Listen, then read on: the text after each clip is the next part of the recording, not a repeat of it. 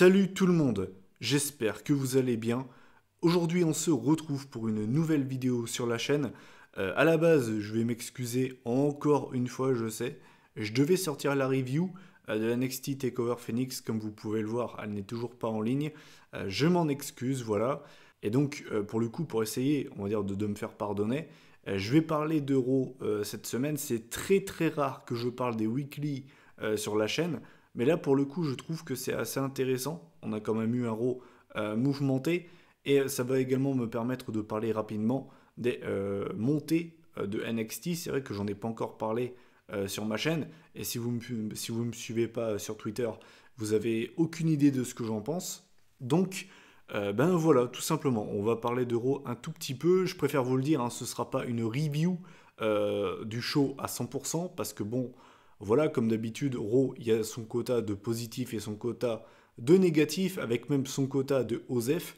Donc, je ne vais pas parler de tout, hein. Je ne suis pas non plus malade mental. Et de toute façon, je ne pense pas que ça intéresse beaucoup de gens d'avoir une review de Monday Night Raw en entier, parce que les trois quarts du temps, ça en vaut pas vraiment le coup.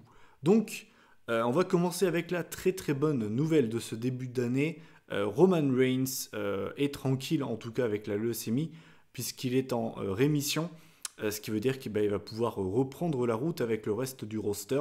D'ailleurs, il n'aura pas perdu beaucoup de temps, hein, puisque à la fin du show, il a distribué des Superman Punch en veux-tu, en voilà, à Bobby Lashley, à Baron Corbin, à Drew McIntyre, avec même un spear sur ce dernier, hein.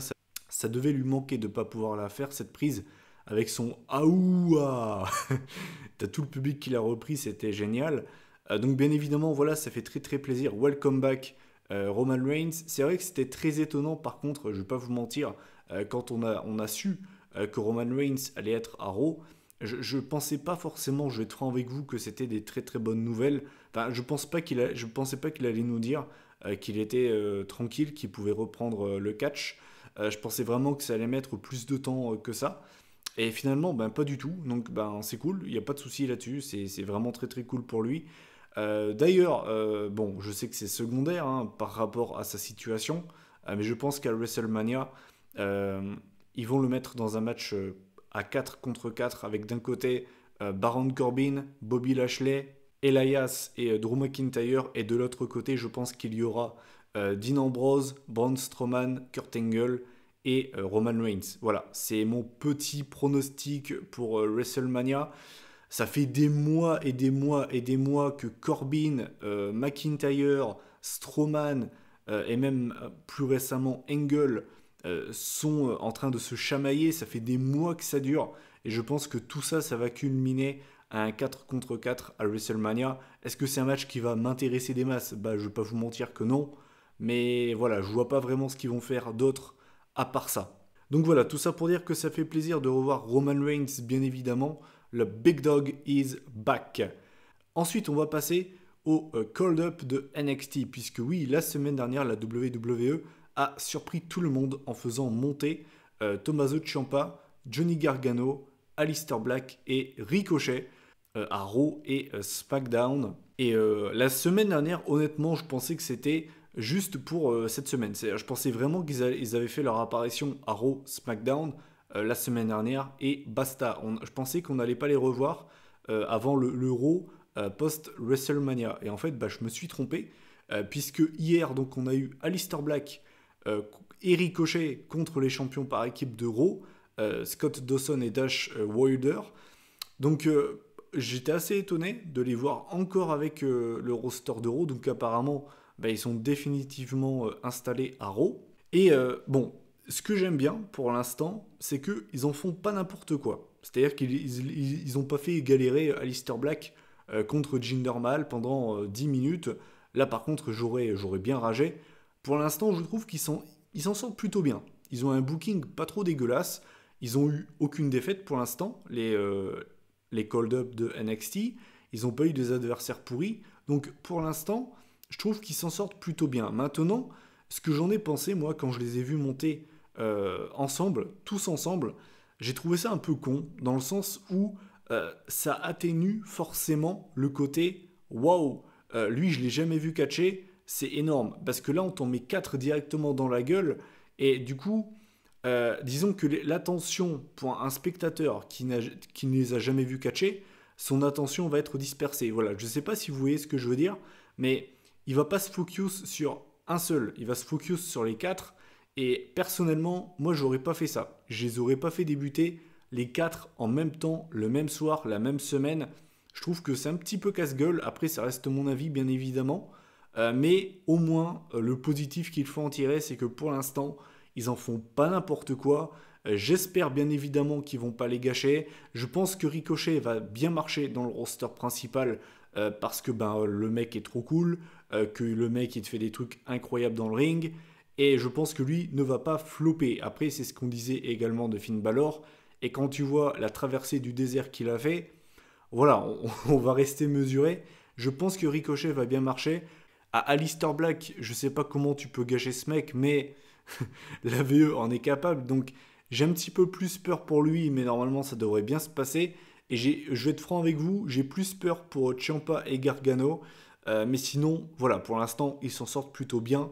Et voilà, pour l'instant, je vais pas me plaindre. Ensuite, on a eu le. Alors, je décide d'en parler. Alors là, je vous le dis franchement, il faut que j'en parle parce que j'en ai marre. On va parler de cette story entre Becky, les McMahon, Ronda Rousey et Charlotte Flair. Je ne vais pas passer par quatre chemins, c'est mauvais. C'est vraiment mauvais. Plus les semaines passent, plus ça me casse les couilles, je ne vais pas vous mentir. Encore une fois, cette semaine, on a Becky Lynch qui vient avec sur une jambe, avec ses béquilles en train de frapper Ronda. Tu as toute la sécurité qui vient. Je veux dire, au bout d'un moment, non, stop, c'est nul. Voilà, je vais être franc avec vous, j'en ai marre. Je trouve que c'est mauvais, c'est mal foutu.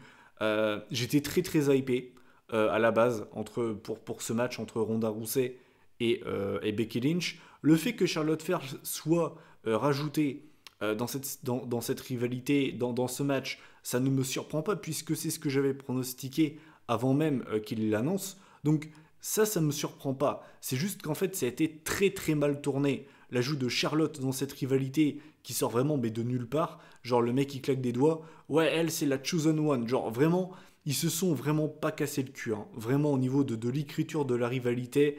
Vince, tu diras que c'est la chosen one. Je veux dire, au bout d'un moment, ils auraient pu être quand même plus créatifs. Et puis le côté badass de Becky Lynch, comme d'habitude, ils veulent en faire beaucoup trop, c'est too much. Et voilà, encore une fois, je vais être franc avec vous, bien évidemment que c'est un match que je vais attendre à WrestleMania, ce sera l'un des meilleurs matchs du show, sans aucun problème, ça va être dans le main event, et ça ne va absolument pas me déranger, parce que les meufs le méritent, et pour le coup, ce match aura vraiment de la gueule, ce sera un très bon match. Donc voilà, c'est les trois plus grosses stars de la WWE actuellement, du côté des femmes. Donc le fait qu'elles s'affrontent dans le main event, ça ne me dérange à aucun moment. Moi, ce qui me dérange, c'est comment la rivalité a tourné. Je trouve qu'ils en ont fait n'importe quoi. C'est parti dans tous les sens. C'est du grand n'importe quoi. Encore une fois, je suis désolé, mais le discours de Ronda Rousey face à Stephanie McMahon, je sais pas si on est censé prendre Stephanie McMahon pour une heel, mais tout ce qu'elle a dit dans son segment hier avec Ronda Rousey, je suis désolé, mais il est totalement legit, il est totalement crédible. À aucun moment je me suis dit quelle connasse. Genre, tout ce qu'a dit Stephanie McMahon hier avec Ronda Rousey, c'était vrai.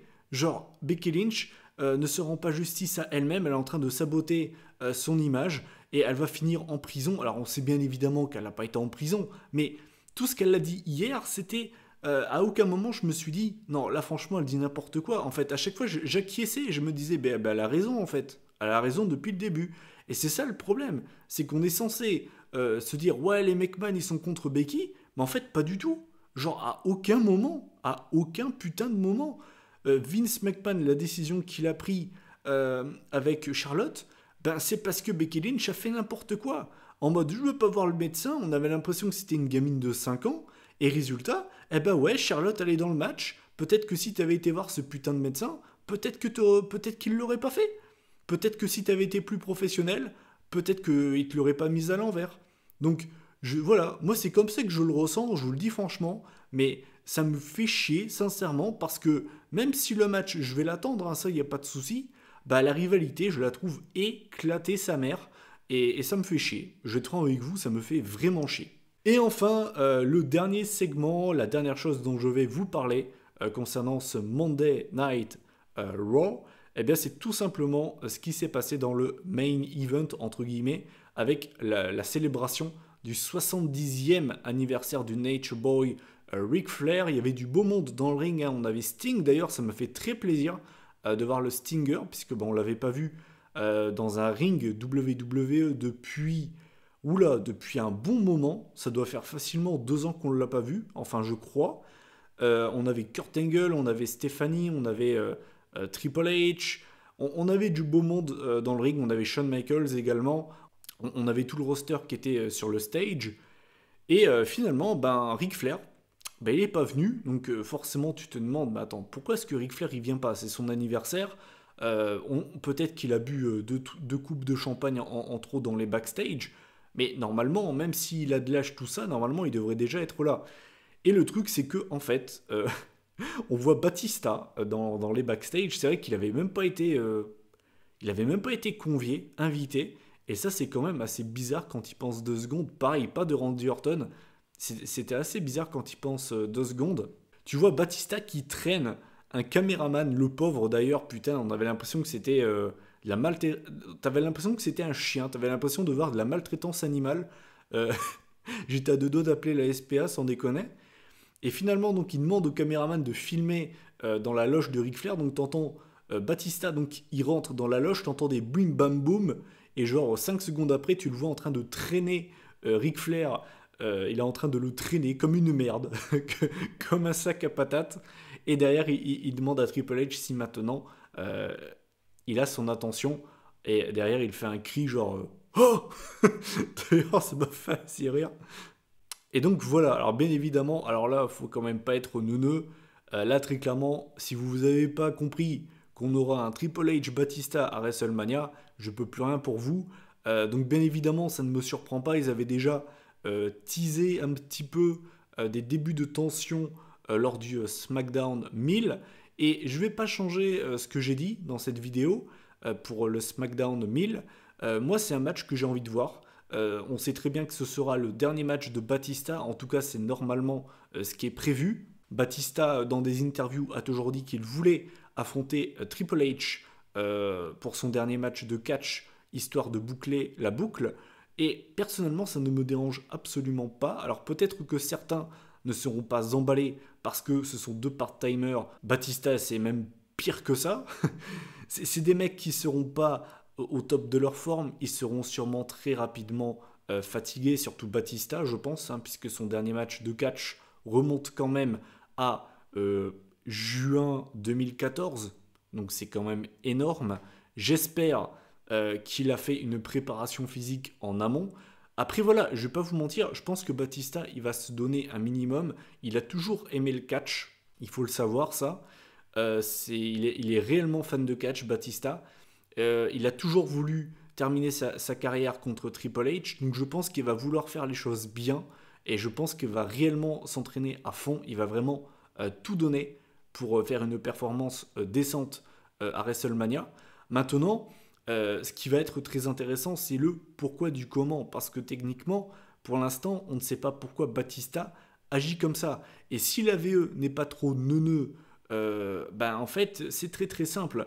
Batista a juste à dire je m'en prends à Triple H parce que je devais avoir un match de championnat en 2014 et finalement le mec ne me l'a jamais donné et du coup voilà, je lui en veux depuis. En fait, c'est très simple, c'est vraiment très très simple. Après voilà, est-ce qu'ils vont partir là-dessus? J'en sais rien. Parce que voilà, je veux dire, Batista s'en prend à Triple H, faut qu'il y ait une raison derrière. Donc voilà, je pense que la VE va partir là-dessus. Et pour le coup, je trouve que c'est une raison plutôt valable quand ils pensent. S'ils veulent vraiment partir dans le shoot, Batista pourra dire que il n'a même pas pu venir à SummerSlam parce que Triple H pensait que les Gardiens de la Galaxie allaient bider au cinéma. Et pour le coup, pour ceux qui se demanderaient pourquoi je dis ça, là c'est réel, c'est pas genre on part pas dans de la fiction. Batista s'est proposé pour apparaître à SummerSlam 2014 pour faire la promotion des Gardiens de la Galaxie. Et en fait, Stephanie et Triple H, même pas Vince, hein, c'est Stephanie et Triple H, lui ont dit ouais, les Gardiens de la Galaxie, on n'est pas sûr que ça marche. On sent vraiment que les mecs sont in touch avec ce qu'il y a de récent, hein. Les mecs doutent quand même d'un Marvel au cinéma. Vous pouvez me citer un Marvel qui a bidé. Genre, au box-office, il n'y a aucun Marvel qui bide. Comment les mecs ont pu dire ça sans déconner? Enfin bref. Du coup, voilà, j'en ai terminé avec cette vidéo. Je vous ai parlé de ce qui m'intéressait dans cet épisode de Raw. Il s'est passé quand même pas mal de choses. J'ai pas sorti de vidéo la semaine dernière. Enfin, en fin de semaine, je devais sortir la review de Takeover Phoenix. Donc, je vais arrêter de vous faire des promesses parce que voilà, je n'arrive pas à les tenir et ça doit vous saouler au bout d'un moment. Donc voilà, je vous promets rien. Et puis ben, si jamais vous avez une vidéo en fin de semaine, ben, ce sera du bonus. Vous pourrez vous dire, ah ben il a enfin sorti sa review, ce gros con. Donc voilà, je vous invite à réagir en commentaire sur ce qui s'est passé à Raw. Qu'est-ce que vous en avez pensé? Je vais sortir cette vidéo le mercredi, donc si vous voulez également me poser des questions dans les commentaires sur ce qui s'est passé dans l'épisode de SmackDown d'aujourd'hui, ben, n'hésitez pas. Je vous répondrai, il n'y a aucun problème. Donc voilà, comme d'habitude, je vous invite à liker la vidéo, à la partager, à la commenter, bref, vous connaissez la chanson. Et puis bah moi je vous souhaite une bonne fin de semaine, à la fois prochaine, salut tout le monde.